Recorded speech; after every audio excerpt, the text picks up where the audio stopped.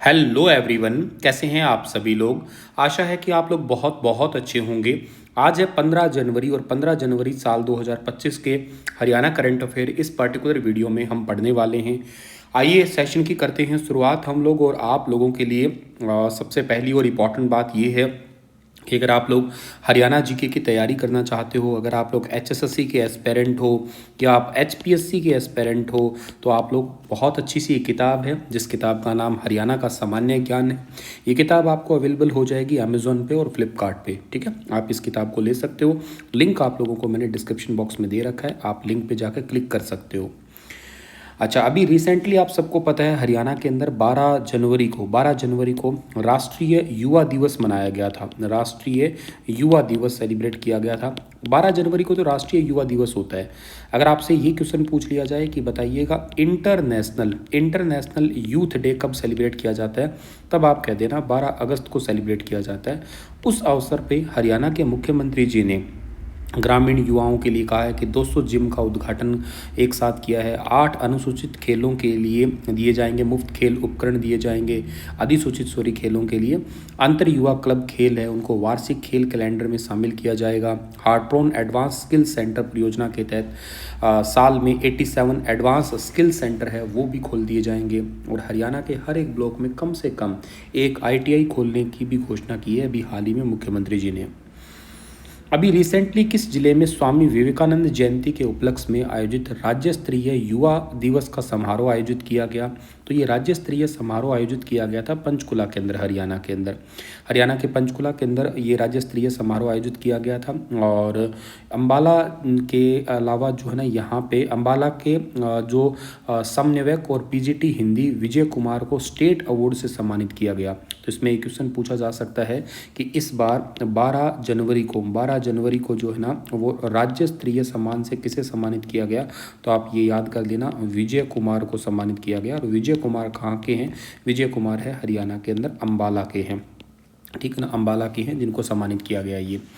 तो एक मात्र विजय कुमार का ही इसके लिए सिलेक्शन हुआ था, ये ध्यान रखना आप लोग। ठीक है, बिहार के अच्छा, आप पंचकुला की भी कुछ बातें कर सकते हैं। यहाँ पे पंचकुला के लिए आप लोग क्या क्या बातें याद कर सकते हो? एक तो पंचकुला के अंदर अभी रिसेंटली आपने करंट अफेयर पढ़ा ही था, पिंजौर के अंदर जो गिद्ध संरक्षण केंद्र है वहाँ से 25 गिद्धों को मुख्यमंत्री जी के द्वारा हवा में आकाश में सीधा खुला उनको छोड़ दिया गया।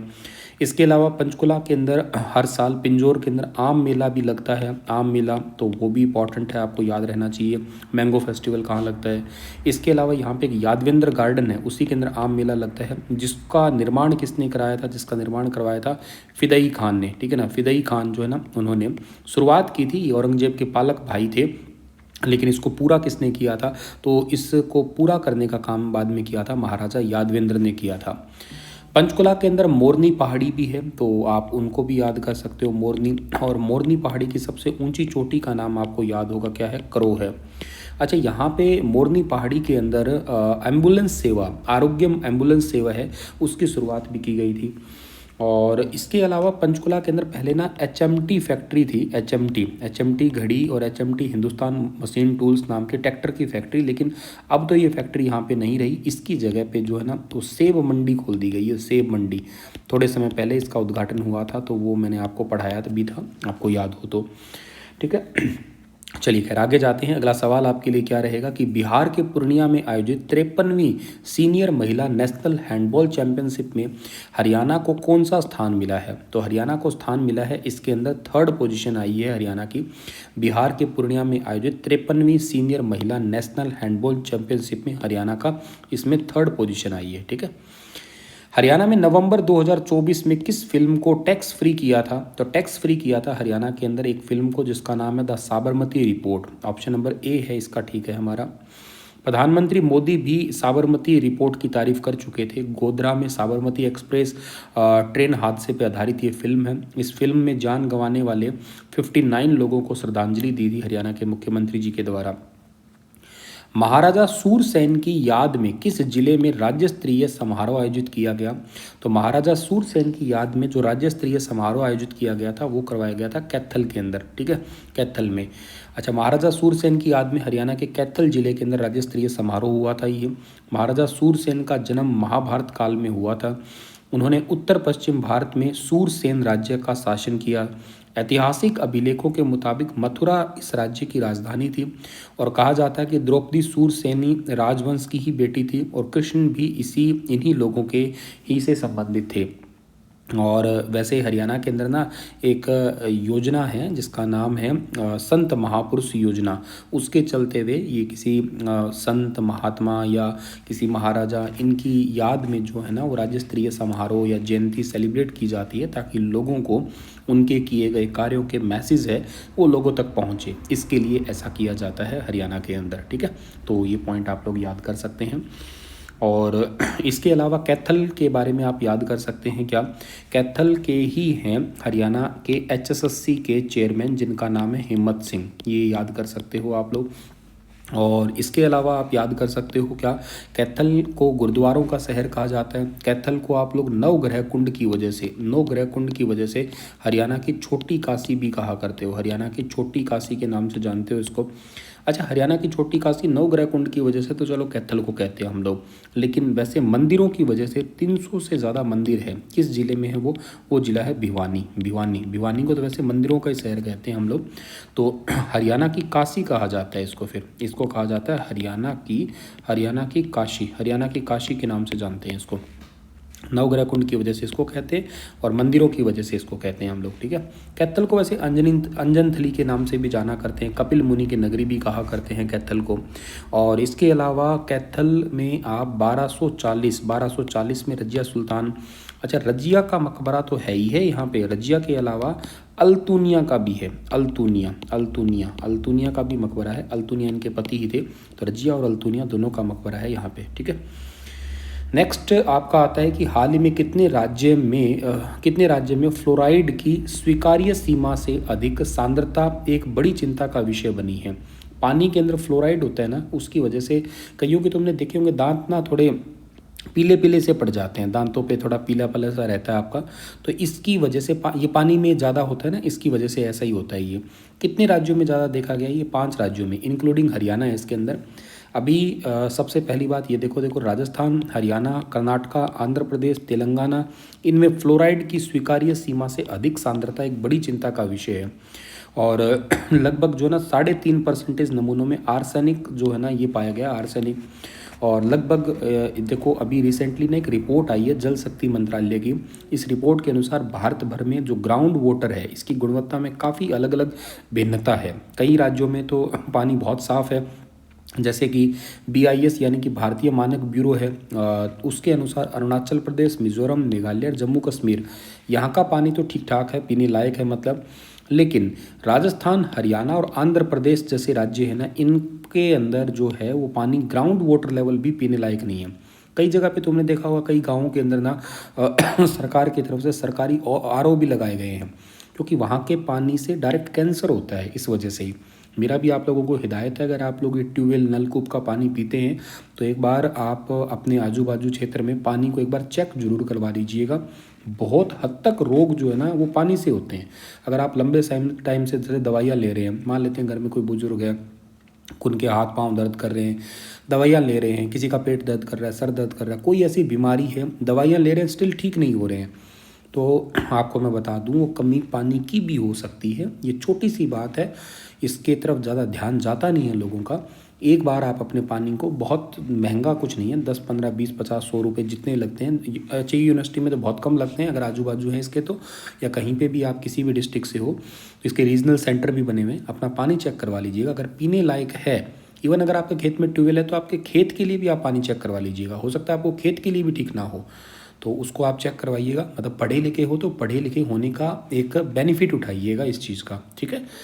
और जम्मू कश्मीर के साथ साथ पूर्वोत्तर राज्य अरुणाचल, मिजोरम, नागालैंड, इसमें भी असाधारण भूजल प्रबंधन है, इनकी प्रथा है।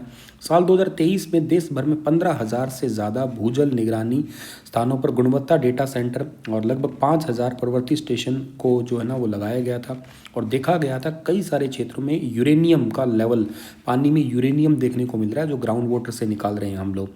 तो ज़्यादा अगर यूरेनियम है ना, तो यूरेनियम वाले क्षेत्र कौन से हैं जिसमें, तो वो राजस्थान, गुजरात, हरियाणा, पंजाब, तमिलनाडु, आंध्र प्रदेश, इन क्षेत्रों के अंदर जो है ना पानी के अंदर यूरेनियम का लेवल है। कहीं पे तो बहुत ही ज़्यादा है, कहीं पे ठीक ठाक है, कहीं पे ऐसे सोचने लायक है। और इसके अलावा पानी में नाइट्रेट, फ्लोराइड, आर्सेनिक, जो आयरन, इनकी गुणवत्ता इन ये भी बहुत ज़्यादा है और इसकी वजह से तरह तरह की बीमारियां देखने को मिली है। ठीक है, तो इसके अलावा राजस्थान, तमिलनाडु, महाराष्ट्र में नाइट्रेट जो है इनकी घटनाएं सबसे ज़्यादा है। 40% से ज़्यादा पानी के अंदर, पानी के जो सैंपल्स है उसमें नाइट्रेट की मात्रा पाई गई है और लेवल से ज़्यादा। और ये पता है क्यों होती है नाइट्रेट की मात्रा, कि हम लोग अपने खेत में यूरिया खाद डालते ना, यूरिया का बैग देखना तुम लोग, जिसको आप कट्टा कहते हैं हरियाणा में, 40 उसमें ना 40% वो आपका पाया जाता है, नाइट्रोजन पाई जाती है। वो अब मिट्टी में डाली है तो वो अल्टीमेट कहीं ना कहीं ऐसे ही इफेक्ट करती है, सॉइल पोल्यूशन ही तो होता है इससे आपका। इसके अलावा कई राज्यों में, विशेषकर जैसे गंगा, ब्रह्मपुत्र नदियों के बाढ़ के मैदानों में भी आर्सेनिक का लेवल बड़ा ऊंचा पाया गया है। लाइक जैसे वेस्ट बंगाल, झारखंड, बिहार, यूपी, असम, मणिपुर है, और इसके साथ साथ पंजाब और छत्तीसगढ़ है। इनके अंदर जो है ना, इनके कुछ ज़िले भी शामिल है इसके अंदर। और इसके अलावा जो है ना, यहाँ पे पानी के अंदर जो है, जैसे फॉर एग्जांपल के लिए ये रिपोर्ट है, इसमें बहुत सारे आयरन, और आयरन के साथ साथ कुछ ऐसे पदार्थ भी जिससे कह सकते हो सैलिनिटी बढ़ती है, जिसको आप लोग कहते हो एवरेज सैलिनिटी या लवणता, वो भी पानी में पाए गए हैं ज़्यादातर आपके। ठीक है, तो ये एक रिपोर्ट निकल के आई है जिसके अंदर सेफ जोन में कमी है। हरियाणा तो स्पेशली सेफ जोन में नहीं है इसके अंदर। हरियाणा के सरकारी स्कूलों में किस कक्षा तक के मेधावी विद्यार्थियों को सरकार हर महीने 1,000 रुपये देगी? तो ये सरकार ने घोषणा की है 9वीं से 12वीं तक के बच्चों के लिए। वार्षिक परीक्षा में जो टॉप आएगा ना, उन बच्चों को ही दिया जाएगा। 9वीं से 12वीं तक के छात्र छात्राओं को रिवॉर्ड मिलेगा। अवार्ड के लिए कक्षा में कम से कम 60% अंक जो है ना वो लेना जरूरी है। वैसे इस योजना की शुरुआत पहले सालाना होते थे, तो राजीव गांधी छात्रवृत्ति की शुरुआत वैसे 2005-06 में हुई थी, और इस योजना के तहत कक्षा 9 से 12वीं तक के पढ़ने वाले उन विद्यार्थियों को स्कॉलरशिप दी जाती थी जो पिछली कक्षा में टॉप पे आए हैं। मुझे मिला करते थे ये, पर ये सालाना मिलते थे पहले, अब ये हर महीने दिए जाएंगे वैसे। और विद्यालय में 9वीं से 12वीं कक्षा तक के बालक और बालिका वर्ग में एक एक विद्यार्थियों को जो है ना इसमें पुरस्कृत किया जाएगा। तो ये है ताकि बच्चों को अगली क्लास में जाने, हर क्लास में मतलब टॉप आने का हमेशा क्रेज ही रहे। कुछ क्वेश्चन रिवीजन करवा रहा हूँ आपको मैं। हरियाणा के कितने लोगों को साल 2024 में पद्म श्री अवार्ड दिया गया था? तो टोटल 4 लोगों को पद्म श्री अवार्ड दिया गया था। मधुमक्खी पालन में पद्म श्री अवार्ड 2024 किसे मिला? डॉक्टर रामचंद्र सिहाग को मिला। 69 में फिल्म फेयर अवार्ड 2024 में किस हरियाणवी को बेस्ट डेब्यू डायरेक्टर का खिताब मिला? ये मिला तरुण डुडेजा को मिला। ऑप्शन नंबर बी ठीक है।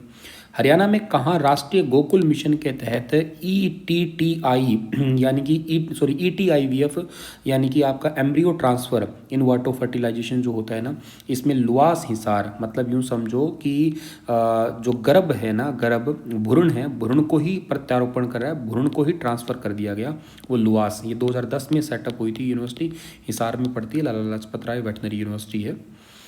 किस IIT के साथ विशेष सड़क सुरक्षा परियोजना हरियाणा ने स्टार्ट की थी? तो वो IIT मद्रास के साथ में की थी। किस मंडल पुलिस ने पायलट प्रोजेक्ट के तहत कंप्लीट मॉनिटरिंग सिस्टम ये एप्लीकेशन लॉन्च किया? हिसार ने किया ये। और Ravi Kumar Dahiya Grand Prix de France Henri Deglane 2024 कुश्ती टूर्नामेंट में कौन सा पदक जीता?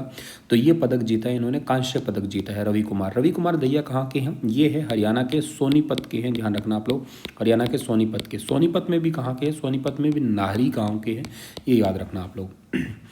चलिए, इसी के साथ ये सेशन समाप्त होता है। आपके लिए क्वेश्चन है कि लक्ष्मी नारायण अंतर्राष्ट्रीय अवार्ड से किसे सम्मानित किया गया है? बताना इसके बारे में विस्तार से। कल फिर हाजिर होता हूँ लेटेस्ट अपडेट के साथ, तब तक आप सभी को राधे राधे।